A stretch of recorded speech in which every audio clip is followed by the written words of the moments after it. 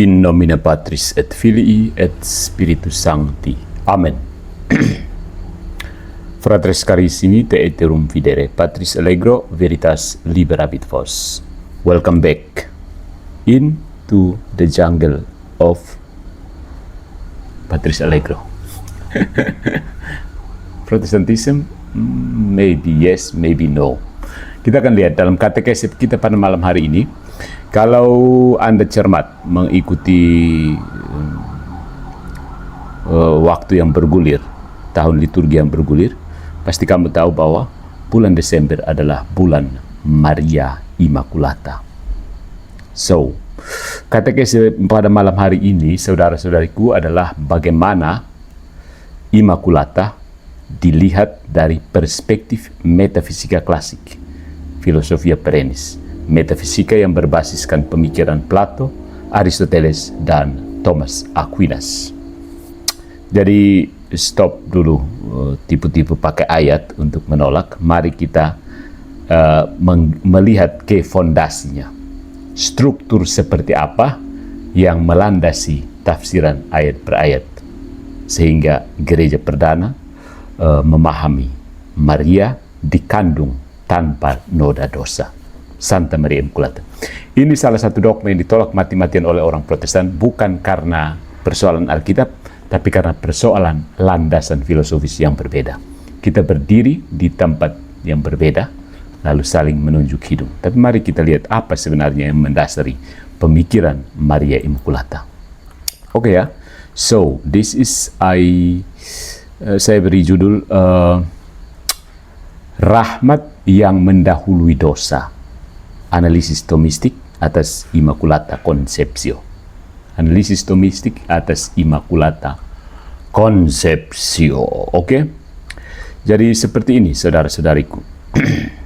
Ini adalah penjelasan metafisika Immaculata dalam kerangka apologi Katolik. Ya. Untuk menyaring segala macam serangan tak bermakna, peluru-peluru kosong dari pihak sebelah yang sering mencecar orang Katolik dengan mana ayatnya, mana ayatnya, mana ayat. Ya, mana ayatnya tertulis, harus tanya mana ayat. Tidak ada perintah untuk bertanya mana ayatnya, ya kan? So, vamonos. Yang pertama, masalah yang mau dibahas, persoalan yang mau diangkat di sini. Apa sebenarnya yang dipertaruhkan? Dogma Immaculata Conceptio tidak terutama menjawab pertanyaan moral. Bukan soal pertanyaan moral. Apakah Maria lebih suci dari manusia lain? That's not the problem. No. Apakah Maria lebih suci dari manusia lain? Bukan itu. Bukan pertanyaan moral, tetapi pertanyaan metafisis. Yeah. The question of metaphysics. Problem metafisis. Bagaimana rahmat ilahi bekerja pada tingkat keberadaan, ese, bukan sekedar perilaku, aktus. Nah, kalau moral itu menyangkut aktus, kalau keberadaan itu menyangkut struktur paling mendasar.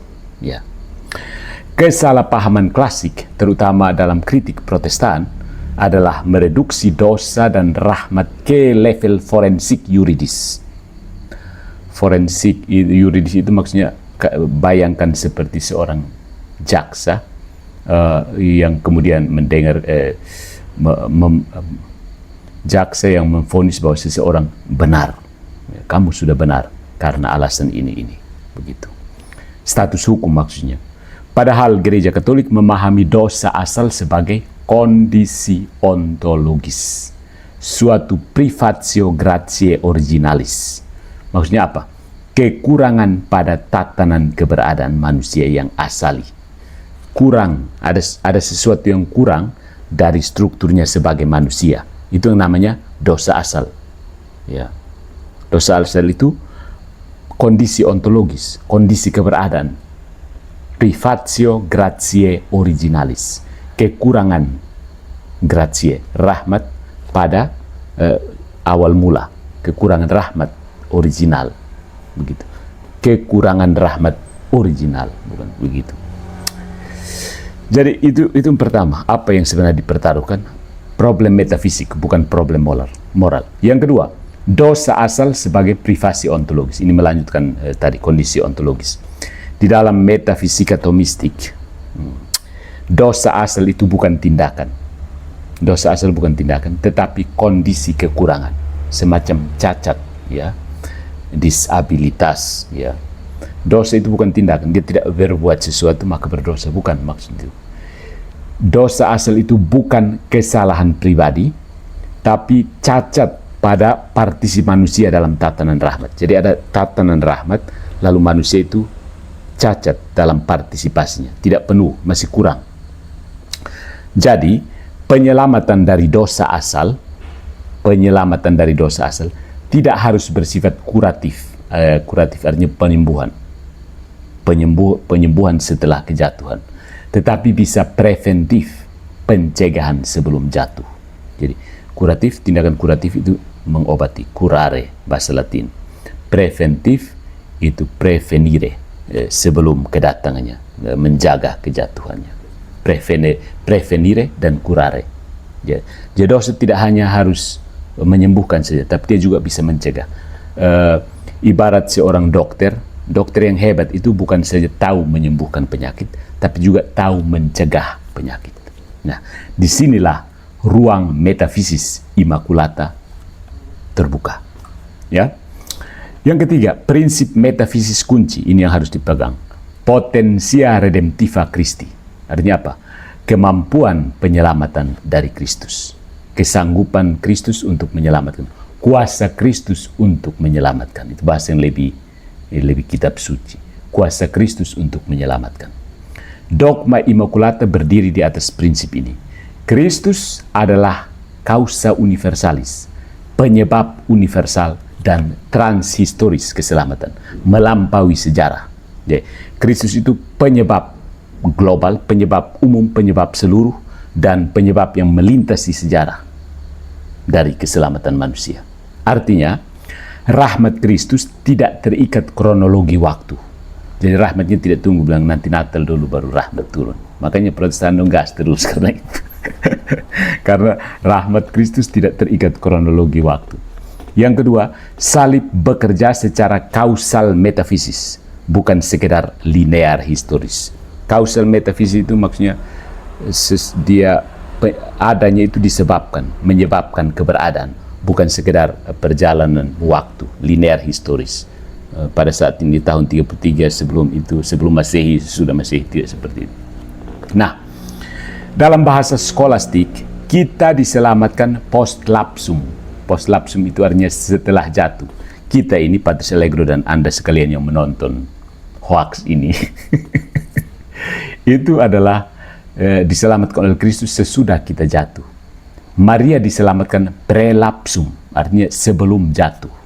Dia dicegah sehingga tidak jadi jatuh. Sebabnya tetap sama, kausanya tetap sama, penyebabnya tetap sama. Christ, Yesus Kristus. Yesus Kristus yang menyelamatkan kita semua, termasuk Maria. Maria bukan pengecualian. Modusnya saja yang berbeda. Caranya, how he saved Mary, itu berbeda dengan kita semua. Modusnya yang berbeda. Ini bukan pengecualian dari Kristus, bukan. Tetapi aplikasi paling radikal dari kuasa Kristus. Total. Ya. Aplikasi paling radikal. Karena apa? Posisi Theotokos itu. Nah, kemudian ada distingsi penting. Perlu ada pembedaan yang penting antara redemptio liberativa versus redemptio preservativa. Ya. Dua bentuk penebusan yang dalam teologi harus dibedakan secara tegas. Jadi gereja itu membedakan dua modus penebusan, dua cara Kristus menebus, dua cara Tuhan menebus manusia. Yang pertama namanya redemptio liberativa, pembebasan dari kondisi dosa yang sudah dialami. Ini modus pada manusia pada umumnya. Jadi, manusia pada umumnya itu dibebaskan dari kondisi dosa yang sudah dialami. Ya, modus yang kedua itu redemptio preservativa. Preservatif kan ada. Penjagaan dari jatuh ke dalam kondisi dosa. Ya, ini modus khusus dari Maria. Secara metafisis, keduanya adalah efek dari sebab yang sama. Tidak ada dua juru selamat, tidak ada dua jenis rahmat. Maria lebih membutuhkan Kristus, bukan kurang. Karena tanpa dia tidak hanya jatuh, tetapi akan jatuh sejak awal keberadaannya. Ya, tanpa Kristus, dia jatuh panjang. Ya. Kemudian ada kesesuaian dengan prinsip konveniensia. Ya, ini yang kadang-kadang diserang oleh apologet yang sedikit upgrade lah. Ya, prinsip konveniensia. Dalam teologi Katolik, terutama sejak Duns Scotus, itu berlaku prinsip yang dihafal mati oleh De Kingares supaya dipakai untuk serang. Potuit, decuit, ergo fecit. Allah bisa melakukannya, itu layak baginya, maka ia melakukannya. Secara metafisis, inkarnasi menuntut wadah kemanusiaan yang sepenuhnya terbuka bagi rahmat. Bukan karena Allah tidak bisa lahir dari yang berdosa, melainkan karena kesesuaian antara sebab ilahi dan medium insani. Ini bukan kebutuhan absolut, tidak, tetapi keselarasan ontologis antara sang sabda dan natur yang dia ambil, kodrat manusia. Keselarasan maksudnya Tuhan tidak mungkin bikin aneh-aneh, kan begitu. Kalau prinsipnya seperti ini, Tuhan bertindak logis karena dia itu sang logos sendiri. Mari kita jawab keberatan Protestan. Berat sekali mereka menerima ini. Kenapa? Karena mereka pisah sebelum ada dogma ini, jadi mereka anggap itu dogma lain. Sebelum didefinisikan maksudnya. Keberatannya, jika Maria tanpa dosa, maka dia tidak membutuhkan Kristus. Nah, ini keberatan mereka. Jawaban metafisisnya adalah, itu hanya benar kalau keselamatan dipahami secara reaktif dan legalistik. Ya. Dalam kerangka metafisika partisipasi, rahmat bukan sekedar penghapusan kesalahan, bukan. Tetapi pemberian bentuk keberadaan baru. Kayaknya ini yang tidak ada di penjelasan-penjelasan Protestan. Ya. Rahmat bagi mereka hanya sekedar hapus. Seperti dulu saya SD, guru hapus di papan tulis itu. Hapus, selesai. Tetapi pemberian bentuk keberadaan baru. Participatio divinae vitae. Mengambil bagian dalam kehidupan ilahi. Ingat ini. Rahmat artinya undangan untuk ambil bagian dalam kehidupan ilahi. Maria diselamatkan secara lebih mendalam karena rahmat Kristus menyentuh dia pada akar keberadaannya. Bukan sekedar memperbaiki kerusakannya. No, langsung dari bawah. Pulihkan dia. Jadi dogma Immaculata itu bukan mitos kesucian, bukan kultus berlebihan, bukan kompetisi dengan Kristus. Dogma Immaculata adalah afirmasi metafisik, penegasan metafisik, bahwa rahmat selalu mendahului dosa. Kristus adalah sebab keselamatan yang melampaui waktu. Penebusan tidak hanya menyembuhkan, tetapi juga dapat menjaga dari kerusakan ontologis. Itu inti dogma Maria Immaculata, ada di situ.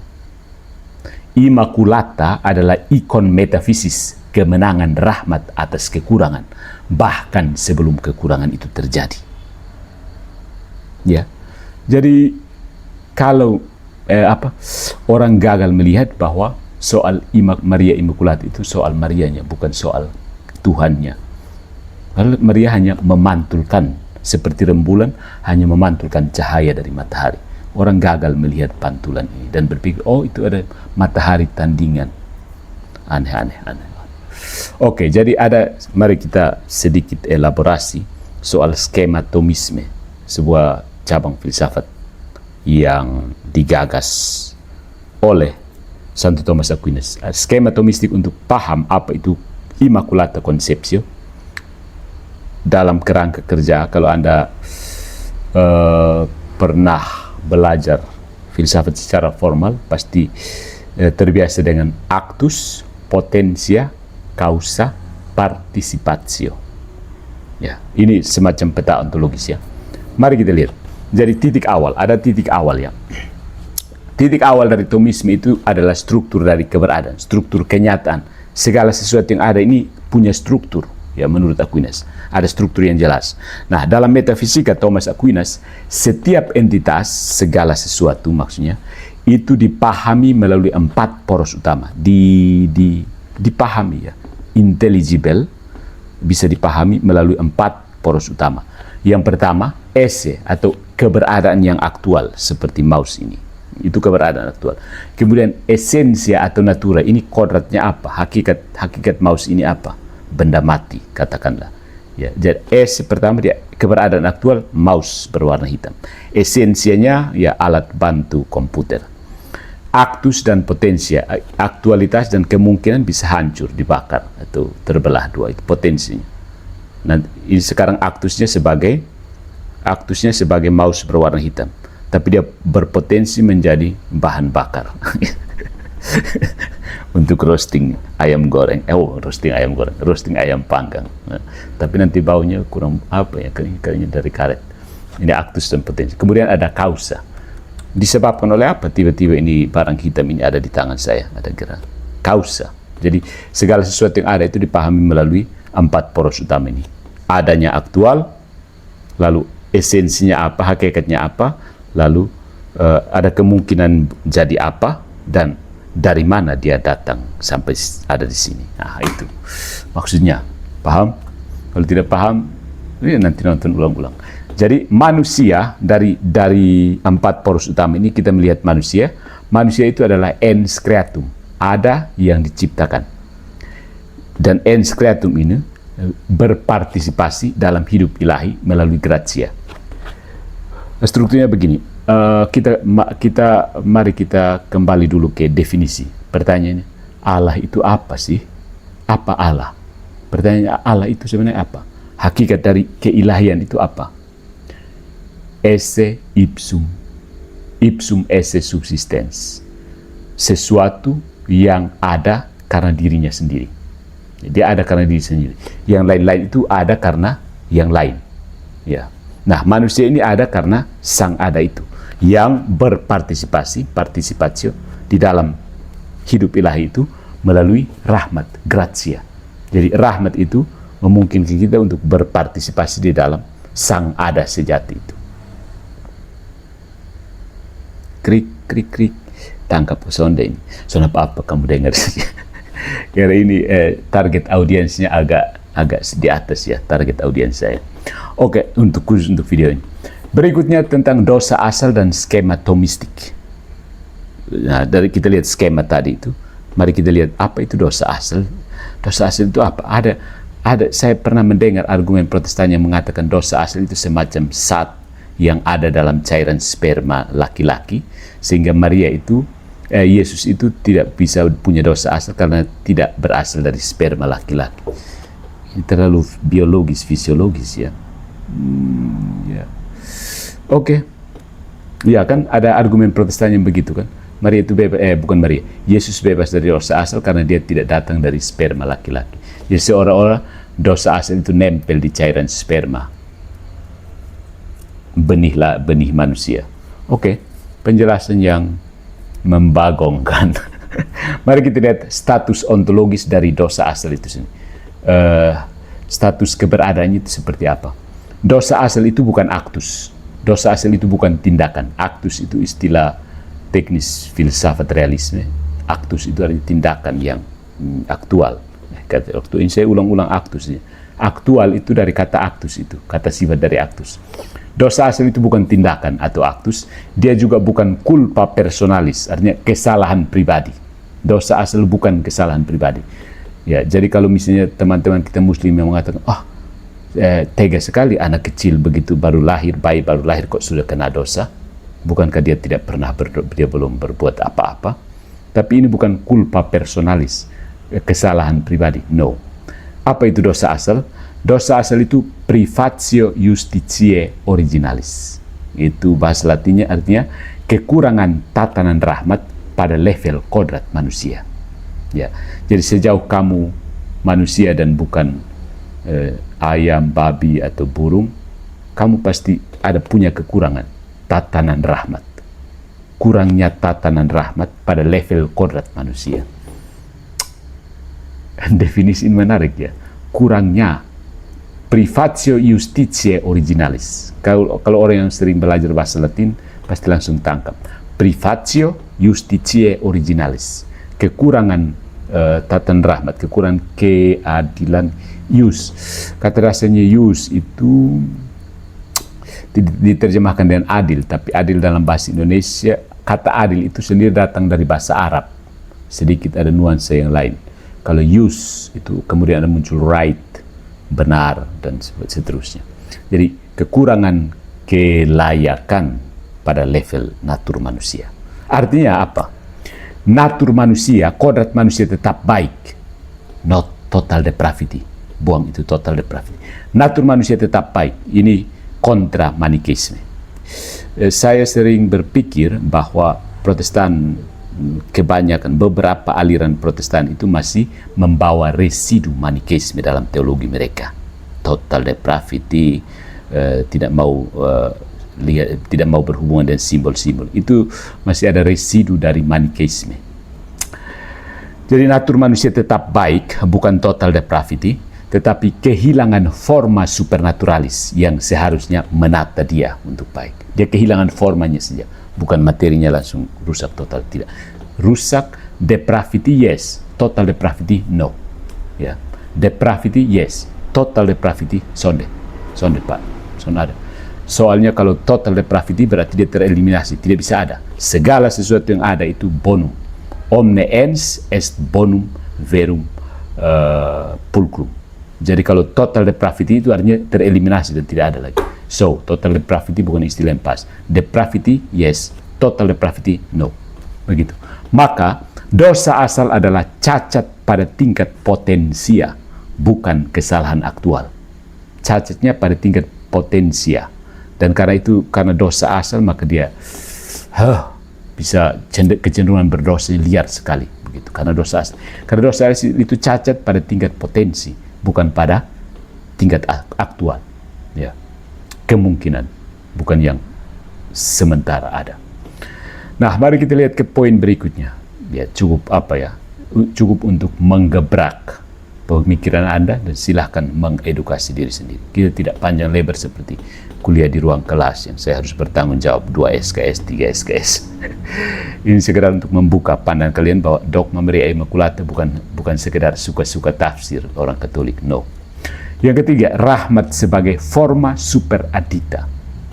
Di dalam metafisika Thomisme, gratia sanctificans atau rahmat yang menguduskan itu adalah habitus entitativus, yaitu suatu bentuk yang menyempurnakan keberadaan manusia, suatu forma, suatu kerangka yang menyempurnakan manusia. Namanya gratia sanctificans, rahmat yang menguduskan, menyempurnakan keberadaan manusia. Itu sifat yang paling pokok dari rahmat itu sendiri, habitus entitativus. Bukan sekedar status hukum. Oh, sekarang kamu baik. Bukan.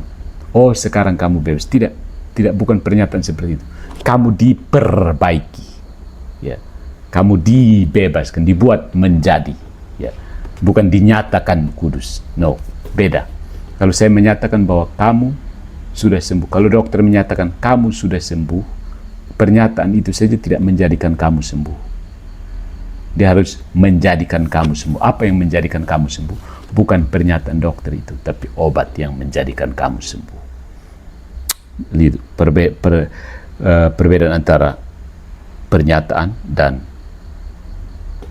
status dan proses transformasi.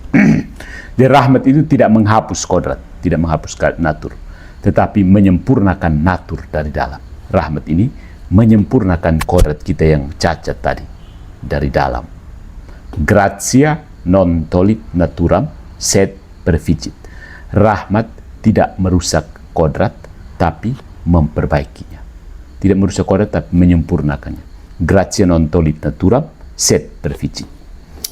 Nah, dari situ mari kita lihat skema umum dari penebusan manusia biasa seperti Patris Allegro dan kamu. Untuk manusia pada umumnya, potensia ad lapsum, natur manusia terbuka pada kekurangan rahmat. Ya, kodrat kita manusia itu punya kemungkinan jatuh, kemungkinan untuk jatuh. Potensia ad lapsum, kemungkinan untuk jatuh. Kemudian ada aktual lapsus.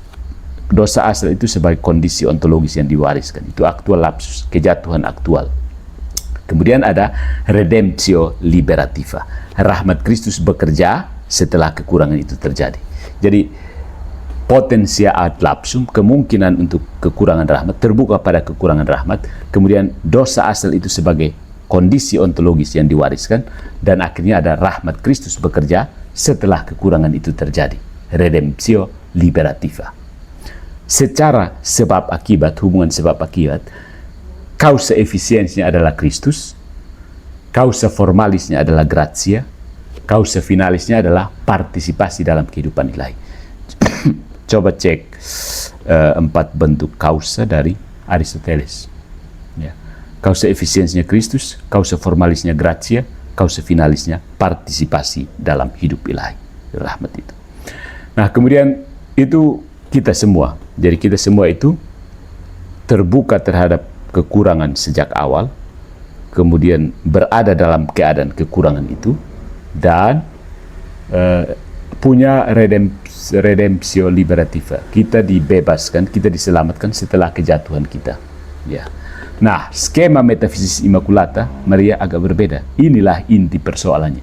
Yang pertama, potensia Maria. Maria itu memiliki natur Maria yang sama, memiliki natur manusia yang sama, dengan potensi ad lapsum tadi, keterbukaan terhadap kekurangan, kejatuhan, terbuka, rentan untuk jatuh, ya, yang sama secara prinsip. Tidak ada natur baru. Maria bukan natur baru. Tidak ada genetik surgawi dalam diri Maria. Maria bukan setengah dewi, bukan manusia setengah dewi. No, Maria bukan. Maria sama dengan kita semua yang main TikTok ini, main sosial media ini. Ya, jadi itu pertama dulu. Potensia Maria sama seperti kita yang lain. Tidak ada natur baru, tidak ada genetik surgawi. Yang kedua, ada intervensi ilahi pada ordo kausal. Ini di sini masuknya. Di sini mulai terbuka untuk inkarnasi. Pada saat instan konsepsionis, pembuahan itu, rahmat Kristus diaplikasikan secara preventif. Rahmat Kristus diberikan untuk mencegah, aplikasi secara preventif, istilah teknisnya ya, dianugerahkan untuk menjaga dia. Ya, kayak Antimo, kalau kita misalnya, kalau ya analoginya, kalau mau naik mobil dan jangan mabuk, orang minum Antimo dulu, ya Antimo. Bukan mabuk dulu baru minum supaya sembuh, tapi minum supaya jangan jadi mabuk, ya kan? Nah, rahmat Kristus itu bertindak seperti itu dalam diri Maria, bertindak preventif. Antimo, seperti Antimo mencegah kamu untuk tidak mabuk, tapi mungkin ada minyak angin bisa membuat kamu untuk kamu sudah mabuk, minyak angin menyegarkan kamu kembali. Bisa tangkap ya. Rahmat Kristus diaplikasikan secara preventif pada saat konsepsio, instance konsepsio itu, momen Maria dikandung. Sebelum privatio, aktualisasi. Sebelum kemungkinannya, sebelum keterbukaannya untuk jatuh itu teraktualisasi. Ya kan? Nah, ini disebut redemptio preservativa. Jadi kalau kita semua yang lain itu redemptio liberativa, dibebaskan, diselamatkan setelah kejatuhan kita, Maria ini redemptio preservativa. Diselamatkan, dicegah, supaya diselamatkan sebelum dia sempat jatuh. Tuhan mampu ke tidak? Mampu dong. Secara teomistik, bukan remisio culpae, bukan penghapusan kesalahan, melainkan non admissio privationis, tidak memberikan peluang untuk jatuh. Tuhan tidak kasih peluang untuk jatuh karena penuh rahmat. Ya, kalau kamu percaya sola gratia, kalau dia penuh rahmat dan masih berdosa, itu artinya rahmat itu tidak mampu. Ya kan? Kalau rahmat menjadikan kita kudus, suci dan tanpa noda, kalau orang sudah penuh rahmat dan selesai sebelum disapa Maria dan dia masih punya dosa, itu artinya rahmat kaleng-kaleng itu ya. Rahmat apa yang orang sudah penuh juga dia masih ada dosa. Berarti Tuhan ini karena Tuhan bocor sana sini, Tuhan bocor kayaknya. Kasih rahmat sudah penuh, tapi orang masih berdosa. Itu artinya apa? Rahmat kaleng-kaleng itu, rahmat KW kayaknya ya, rahmat Cina. Gitu, bisa tangkap di sini ya. Bisa toh? Jadi non admissio privationis, kekurangan dicegah, bukan disembuhkan. Jadi rahmat redemptio liberativa itu penyelamatan untuk mencegah dari dosa, bukan ya. Jadi bayangkan seperti dari Duns Scotus memberikan analogi seperti kamu sedang berjalan, ada jurang di depan, kamu tidak tahu, tiba-tiba kamu jatuh, tapi sebelum kamu jatuh ada orang yang lihat kamu langsung tangkap kamu tidak jadi jatuh dong. Ya, itu juga penyelamatan dari Tuhan, dari Kristus. Beda dengan kalau saya kan tanah kau, orang ku bilang tanah kau. Jadi sejalan, saya jatuh, terlempar rosok bibir di bawah itu jurang, baru orang datang tarik ke naik saya, begitu.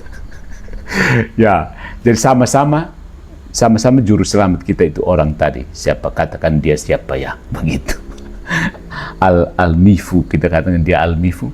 Dia Al-Mifu itu sang juru selamat, baik untuk orang yang dia cegah jatuh ke dalam parit atau jurang tadi, ataupun orang yang sudah jatuh dan dia tarik keluar.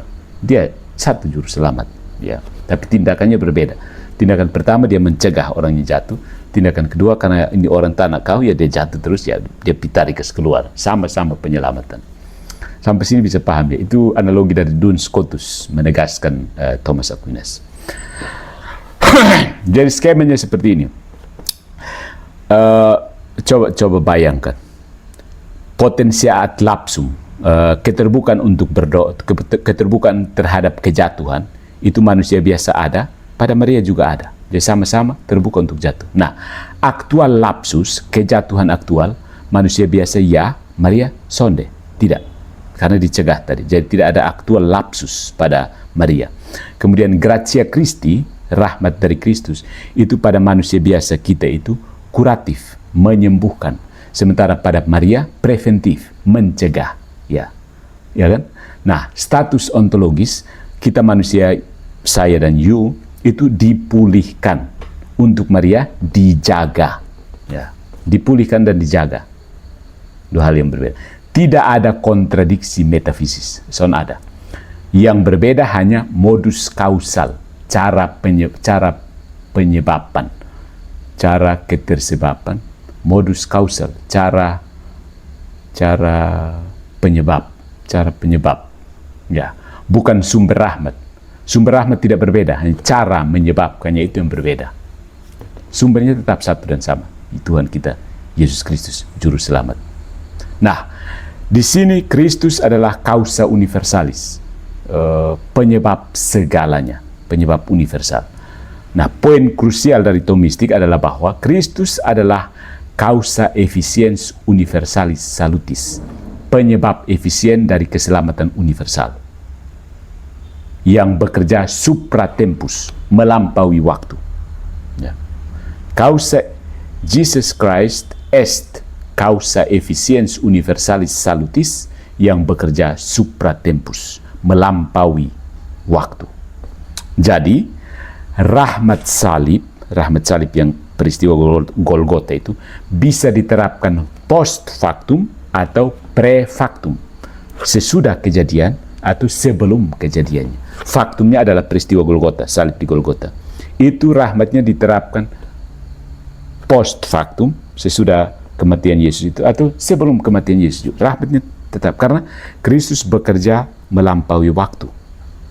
Tuhan tidak dikurung oleh waktu. Ingat, dalam diri Tuhan itu eternity, sekarang dan selama-lamanya. Sekarang itu selamanya sekarang, maksudnya begitu. Post factum atau pre factum. Post factum atau pre factum, sebelum, sesudah.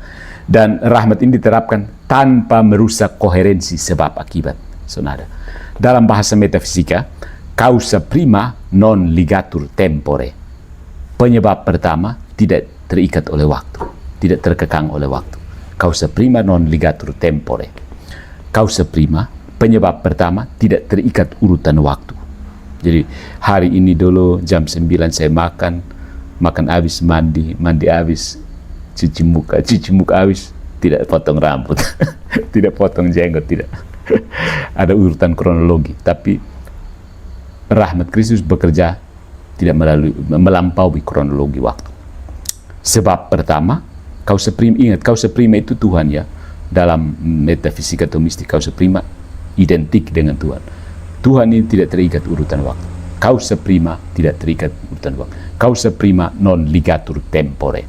Nah, mengapa ini justru Thomistik dan bukan Skotistik saja? Ya, karena ada serangan dari polemik Protestan yang mengatakan bahwa Thomas Aquinas saja menolak Maria Immaculata. Dong sonde pikir baik-baik, hanya karena mau serang saja. Jadi ini justru Thomistik, bukan cuma Skotistik. Bukan cuma tadi Duns Scotus lalu kita tiba-tiba langsung oh kita Immaculata ya, padahal Santo Thomas menolaknya. Tidak, mari kita lihat. Bahkan orang Katolik sendiri yang berpikir bahwa Thomas Aquinas ternyata tidak percaya Maria Immaculata ya. Oke, sering dikatakan seperti ini, Immaculata hanya Duns Scotus. Itu setengah benar. Thomas sendiri mengajarkan dosa asal sama dengan privatio.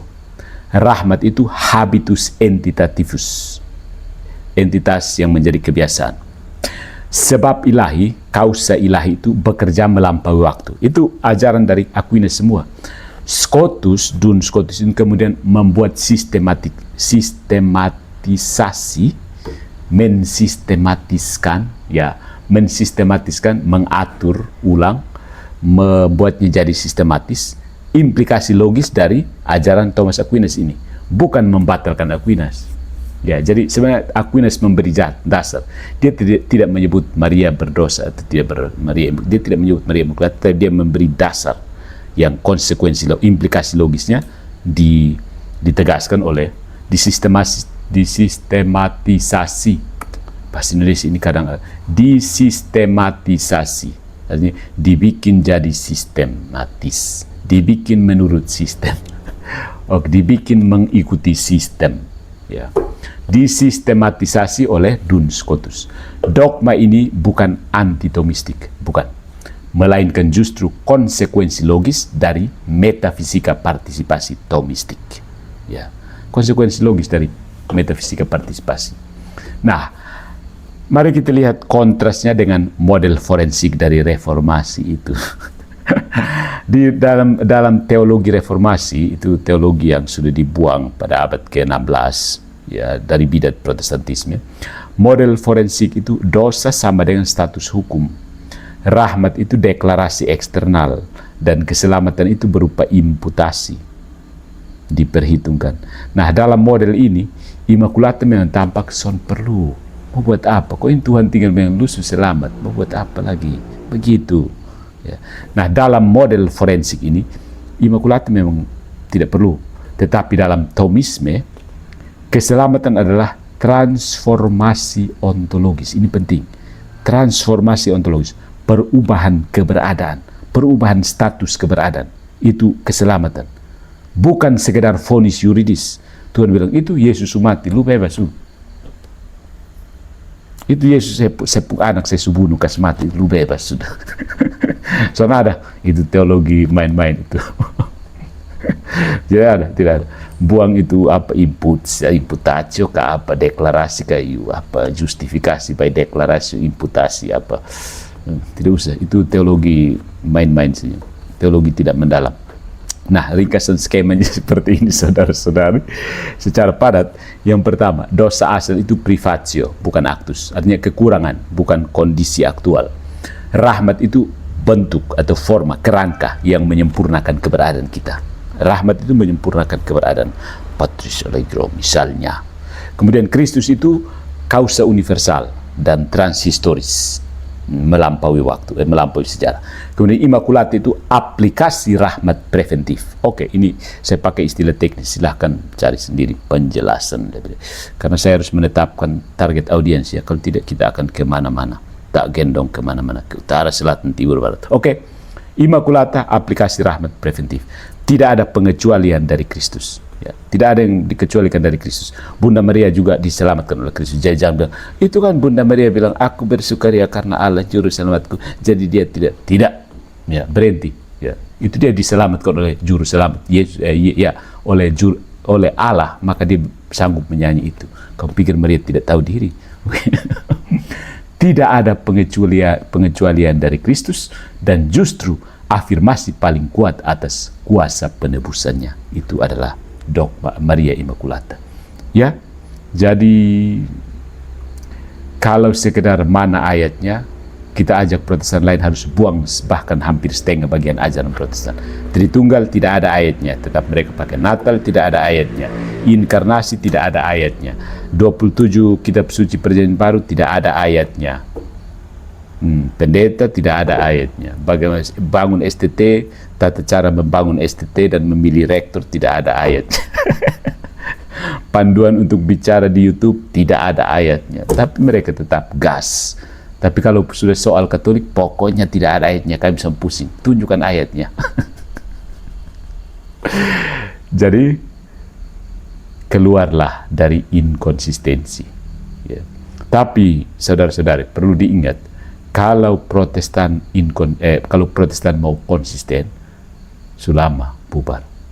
Dan mereka harus berdiri atas inkonsistensi supaya menjaga identitas Protestantisme. Tapi kalau orang semakin belajar dan menggunakan akal sehat, putar-putar jadi Protestan itu untuk apa? I don't get the point. So, keep calm and stay away from Protestantism.